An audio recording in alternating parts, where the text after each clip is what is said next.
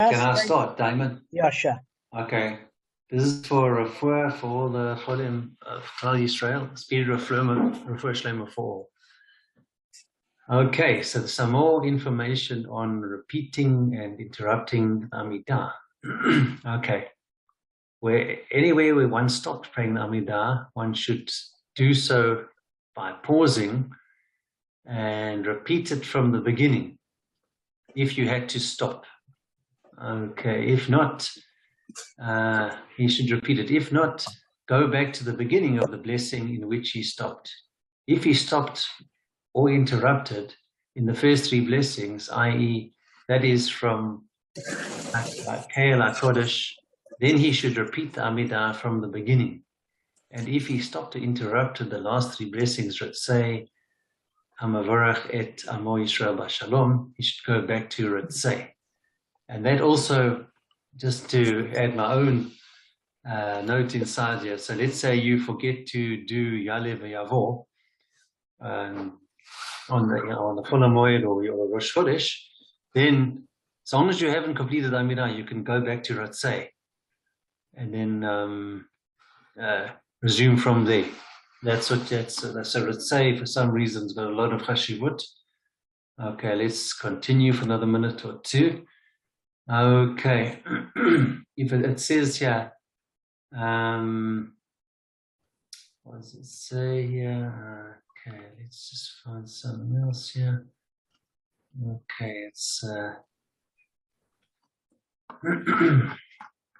second here. Okay, there we go. Okay, even if only by being silent with one, even if only by being silent without talking, and even if only between one blessing and another. Okay, I don't know, that's part of it, what I just said. Okay. Okay, so this is very technical. I didn't realize it, guys. Sorry about that. Let's leave it at this. Yeah, we'll do it on Saturday night because we've got more time. Gavin's got a share. So yeah, no, that's fine. No, that's fine. Yeah, okay, so guys. I know what you mean. Yeah, at 8, so I don't want him to be super late. I want a few minutes maximum late, but I don't. Anyway, let's get started. So, guys, the 7th chapter is called Meruba. Now, Kevin, what does Meruba mean? We've heard that. Meruba. When they were how do you spell it? Meruba. It says. Meruba. No, Meruba. Meruba. Yeah, it uses it in the Friday night davening. That's when the Jews were in the wilderness before they entered Israel. Correct. Meriva. It says, and they knew not my ways. Yeah, that's exactly it. So we're going from the 62nd daf to the 83rd daf. It's a very long chapter. All right, so let's get started. The first thing I want to happen is I want Arthur to read, because in merit that of him learning this Mishnah might be for his health and that he does not need an operation. Amen. But I can't do anything about the lobotomy you had years ago. But this is...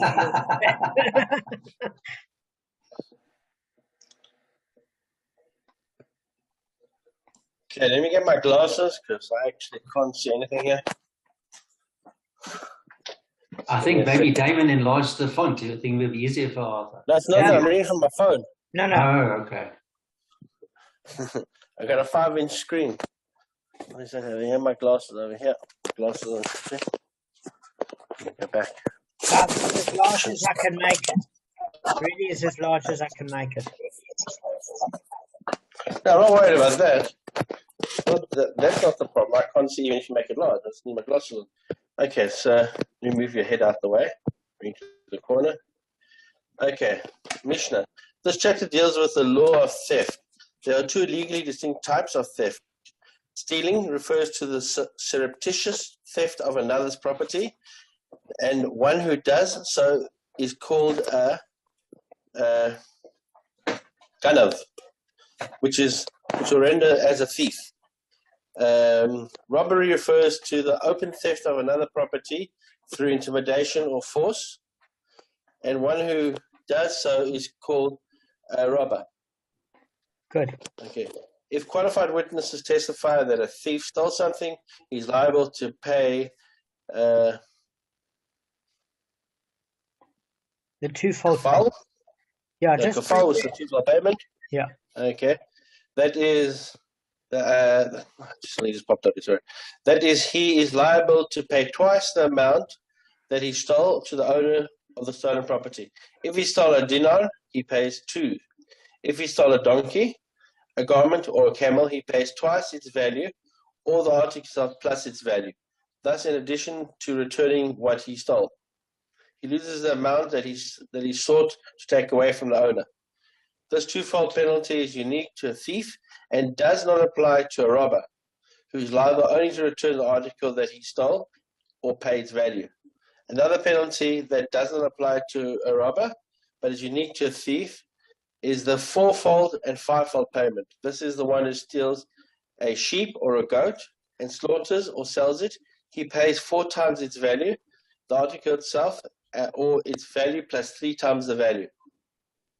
If he steals an ox and slaughters or sells it, he pays 5 times its value, the article itself, or its value plus 4 times the value.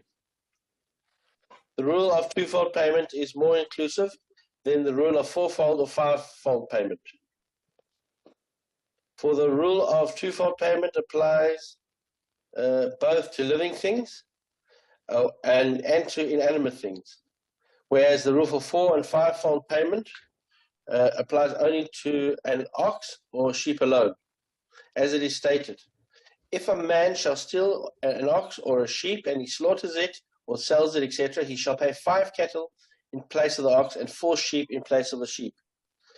One who steals after a thief does not pay the 2-fold payment, nor does one who slaughters or sells after the thief pays the 4-fold or 5-fold payment. Perfect. May you merit good health, my friend. Oh man, so Thank you. Damon. Yeah. The obvious question is, why is there more payment for sheep as compared to a donkey? Okay. Firstly, it's an excellent question. Secondly, is I have no answer to it. I have no idea. I don't know. I think I know why, Damon. Yeah, I'm listening. More ears. This is due to the embarrassment factor, where a sheep you have to carry out on your back. Yes, Over Kevin, your shoulders, yes. very good. That's the difference between a sheep and a cattle. And an ox. I mean, well, Yeah, I cattle, know that. But maybe there was a reason as well. So no, that's a different reason. Kevin's asking why in those two animals specifically is there more of a payment? The answer is I don't know. But as Arthur quite correctly remembered, Yeshakayach, mate, is that with an ox, because you dignifiedly lead it out, because you can't put it on your back, because then your back looks like Arthur's. So what you do then is you lead it out, and because you lead it out and you have more dignity and it looks like you haven't stolen it, so you pay 5 times the amount. You pay the compensatory amount times a penalty of 4. With a sheep, you take 4 times the amount because you're carrying it on the back, so you lose to have to pay a 5th time because you're already embarrassed as it is. You know, because if believe me, you're not carrying it on your back if you're not stealing it. So then you pay the capital amount and 3 times the penalty. Now, Gavin's reason that he once said wasn't correct, just want to remind you, it was a good idea, but it wasn't correct, is he said, well, an ox is obviously bigger. And I said to Gavin, it doesn't make a difference. If an ox is worth 300 zuz, you're still paying back the capital amount times 4 times the penalty. So you're paying pro rata for the weight. You're not paying more because it takes into account the weight. You always pay pro rata according to the weight. You're paying more because in the one case, you didn't embarrass yourself and you're getting a leniency for having embarrassed yourself because you were obviously desperate. Otherwise, if you weren't stealing it, you wouldn't have had to take it out, which means that it seems that cows don't complain when they're stolen, whereas sheep go bare. That's the only reason I can think of. Anyway, Arthur well remembered, and the merit of that I hope he did good health too. Now, just wanted to let you know where it's from. It's from Shmot chapter 21, verse 37, where it actually talks about if a man shall steal an ox or sheep and he slaughters it, sells it, He has to pay the 5 cattle payment in the place of an ox and 4 sheep in the place of the sheep. That's the halachic source. But the interesting part of it is where it ends. Now, it's talking about, Art, can you just put yourself on mute? Sorry, mate. Just put me on mute. All right, I will. Just give me a second. Hang on. Hey. And the cat attended this year. Right. Okay. So, one thing you guys have got to know is that what do we mean by this principle of inclusivity? He was saying that the rule of the twofold payment is more inclusive than the rule of the 4 or 5-fold payment. So what it's actually saying is the twofold payment that a thief pays for stealing applies to more items than does the 4-fold or 5-fold payment. Because as far as that's concerned, it's only for slaughtering or selling an ox or a sheep that is stolen. Whereas the twofold payment is inclusive of every item, basically, that's stolen. Now, it applies to both living and inanimate things. So that's obviously more inclusive to create a wider range as opposed to just a living creature. Now, this is the interesting part. One who steals after a thief does not pay the twofold payment. So in other words, what's the situation? If a thief steals an article and then a second thief in turn steals it from him, the second thief is not liable to the twofold payment. Now, if he has to pay the capital amount, who do you think he pays it to? Guys, this should be rather obvious. The original thief. No, the original owner, not the thief. Owner. Oh, yeah. So he can then pay the owner. Yes, he can. Okay. He doesn't have to pay any penalty, and the reason being is it says in the verse in Shemot chapter 22, verse 6, that it's stolen from the house of the man. Now, that's interpreted to mean that the thief pays the twofold payment only if the article is stolen from the house of the man. What does it mean? The owner. And not if he steals it from the house of the thief. But it's an inclusive term because it's also the house of the custodian. So you say it's not the owner, but the owner entrusted it to him. So it's as if he has the owner's authority to do so. Does that make sense? So any sort of shomer has that custodianship has the rights to use that article as per the owner's instruction. In that situation, since the guardian is watching it on behalf of the owner, and then obviously he's going to return it to him, it's considered to be in the owner's possession. Because he's legally, how do we determine that he had permission from the owner? He's legally able to consecrate it. In other words, he's got power of attorney. He can even sell it in its present situation. The fact of it is if he sells it and doesn't give it to the owner, then he obviously owes that money. Now, where is Arthur?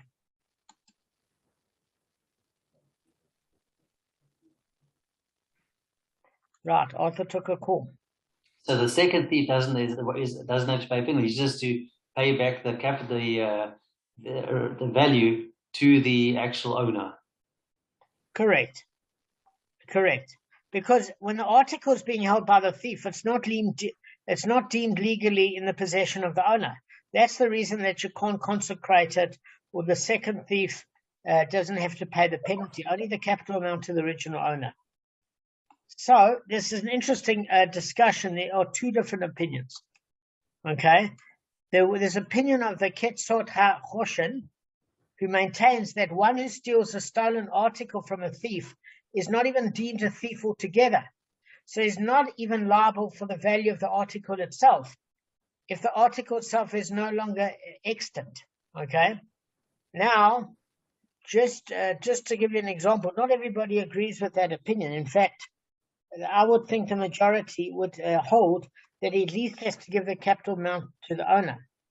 Because the term extant means in existence, still surviving. So this is the issue, is that I've got this moth that keeps flying here. So we're saying that if he has the article itself, he has to return the article to the owner. But if the article is no longer extant, in other words, no longer in existence or survived, he doesn't have to pay back that financial value worth. But if he has the article, the thief that stole it from the thief has to return it to the original owner. The Chazon Ish doesn't hold like that. He maintains the fact that our Mishnah teaches only the second thief is exempt from the twofold and fourfold and fivefold payment, indicates that he's liable for the article itself. So in other words, the stipulation is even if that article is no longer in possession, he has to return that value. Same as a robber. Does that make sense? It's no question. There's just no penalty involved. Okay. Now, I'm assuming more people hold by the Chazon Ish, by logic. Because as the owner, you wouldn't be static. All right. Now, the Gemara notes that the Mishnah mentions only that the twofold payment is more inclusive in that it applies to all items, not to an ox or a sheep.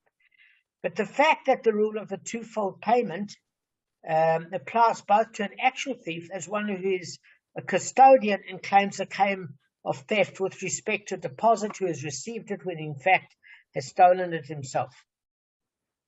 All right, so just one thing I wanted to bring to you guys is that whenever you have a case where there's a twofold payment, if you stole an ox or sheep, you're eligible for the 4 or 5-fold payment, but not if you're not eligible for the twofold payment. So a thief that stole from a thief, you're not liable for any of those penalties, those knasim. Does that make sense? And that's in Bava Metzia 57b. Now, what we're teaching is here is that there are two cases. There's the thief itself or a legal custodian that legally got permission from the owner to look after the animal, but not to obviously steal it himself. So what happens is, what do you think happens, guys, with an unpaid custodian versus a paid custodian? Tell me, guys. I want to know that you remember your chazorah. Guys? A paid custodian, what if it gets stolen? A paid custodian, if you're talking about if he steals the object, if he steals the animal. What's the difference between a paid custodian and unpaid custodian? So paid custodian is more chayav, is more responsible. And therefore, with regards to stolen items, fully not double pay. He has to restore. He has to correct. There's no penalty. He has to make restitution and pay back. Restitution, that's it. Yeah. Absolutely. As far as we learned about not more than a daf ago that if it was saying initially, it seems more stringent that with the unpaid custodian, because if he's caught lying, he has to pay the penalty as well as the primary amount back. So he's paying the twofold payment. And then the bottom line of it is that, no, it wasn't a stringency that an unpaid custodian is treated more stringently than a paid custodian. The reason he pays more is because he was caught out lying. It has nothing to do with the stringency. And in fact, if the object was stolen from him and he is prepared to do an oath, then he's off the hook. But if witnesses later say, listen, he took a false oath, and in fact he did, they saw it with him in his own property, he then has to pay the twofold payment, not because the unpaid custodian is more stringent than the paid, because he was lying, took a false oath. But he is less responsible than the paid custodian. So, what we're saying is the Torah in Shemot chapter 22, verse 6 to 8, teaches that if an unpaid custodian swears that the deposit was stolen from him, which would obviously free him from liability, since an unpaid custodian is not liable for failing to prevent theft, because he's doing the owner a favor. If you're going to make him liable, he's going to say, I don't want to look after your thing, you're not paying me. What I need to end up in court and pay for and look after it and add responsibility to my life.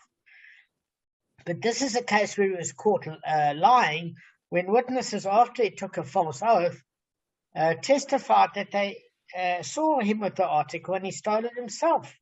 Then the custodian is liable to the twofold payment, just like a thief. So the custodian's liability to the twofold payment in this case requires a separate commandment. And the reason being, if not, he would be liable to the twofold payment under the general law of theft. So for the general law of theft applies the twofold payment, only to a thief who had taken possession of the stolen article unlawfully. So the custodian, however, originally took possession of the article lawfully. Subsequently does not take the article, but he simply retains it, and that situation therefore requires a new scriptural directive to make him liable to the twofold payment. Do you understand what's going on, guys? Let me tell you in 2 sentences. You would, by logic, think that it's fine. If you have no permission to take it, then you're liable for the twofold payment. You would think if you had legal permission to even consecrate it or sell it, that you'd be liable to pay it back like the paid custodian, but if you're the unpaid custodian, but certainly not pay a penalty. That's the logic.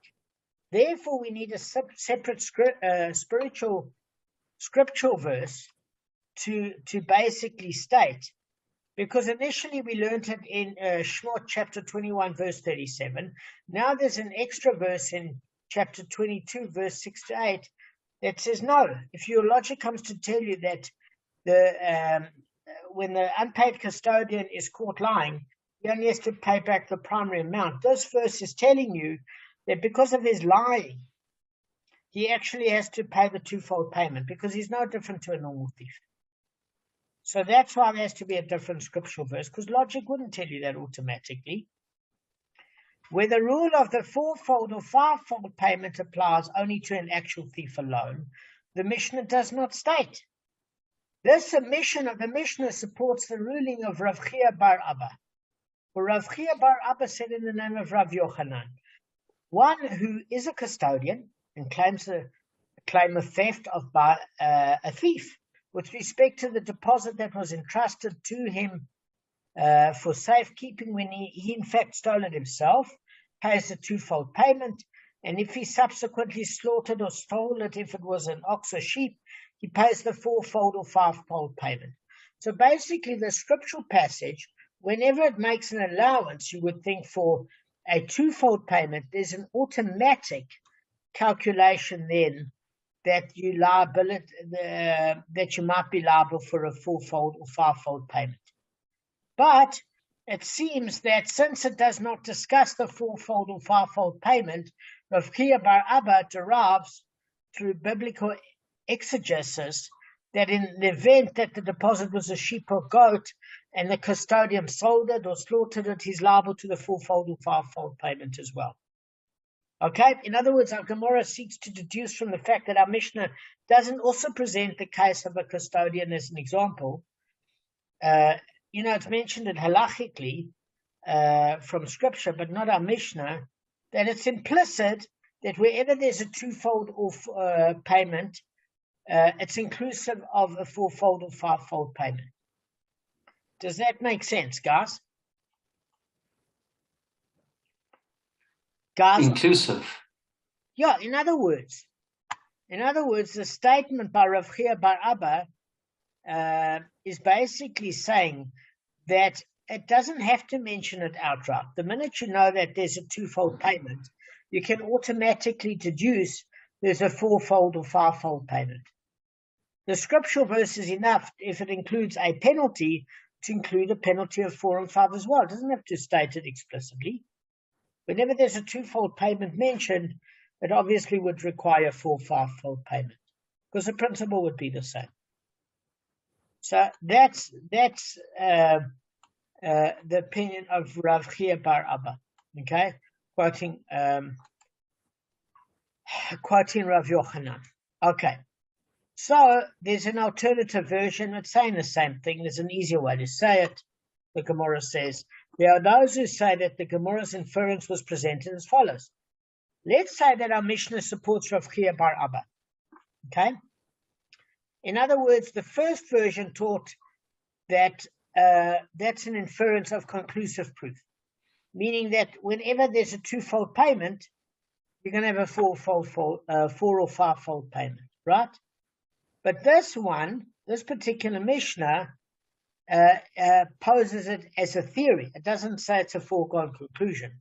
It says, for Rav Chia bar Abba said in the name of Rav Yochanan, One who is a custodian and claims a claim of theft by a thief with respect to deposit that was entrusted to him for safekeeping, when in fact he stole it himself, pays a twofold payment.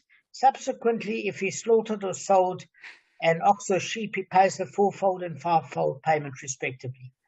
It doesn't matter whether you pose it, the Gemara is going to end up saying as a foregone conclusion or a theory that's put forward by Rav Chia bar Abba, said in the name of Rav Yochanan, it rejects it. Why does the Gemara reject it? Because does it state in the Mishnah there's no difference between the twofold payment and the fourfold payment? Other than that, the twofold payment applies to living and inanimate things. So in other words, what's your primary difference so far between the twofold and the fourfold payment? Again, twofold payment is for living and non-living things, inanimate and animate objects. And the four and fivefold payment, Kevin, is for only ox and sheep. So that's a distinct difference. So are we saying that the rule of the twofold payment is more inclusive? In other words, the question the Gemara is asking is the only difference is that the twofold payment including more things, in other words, both living and inanimate things.